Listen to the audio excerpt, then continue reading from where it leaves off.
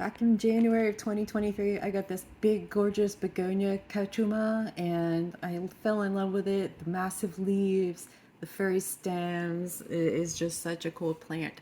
It is a Rhizomatous Begonia, and by spring, it was putting out tons of flowers, like a lot of flowers, and it definitely, like all those flowers, took a lot of energy from the main plant itself. And I did wind up cutting some of the flower stalks off because I could just tell that the main plant was kind of struggling. But so anyways, we're going to fast forward to February of 2024.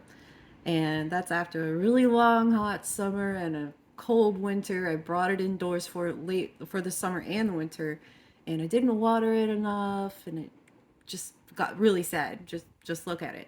So I moved it back outside. I repotted it. I gave it some food. I've been keeping it watered, and I really wanted to know, are there any new leaves going to grow back along this chunky rhizome? And yes. So I was really excited to start seeing this new growth come back in. Just needed some love, it needed some water, it needed some new soil, and I'm excited to see this plant make a comeback. This will work on any of your rhizomatous begonias, so don't worry if it starts looking really sad after being inside over the winter. Just get it back outside as soon as you can.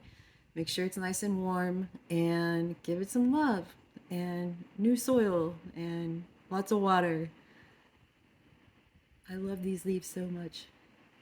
So proud of you, Begonia Cachuma.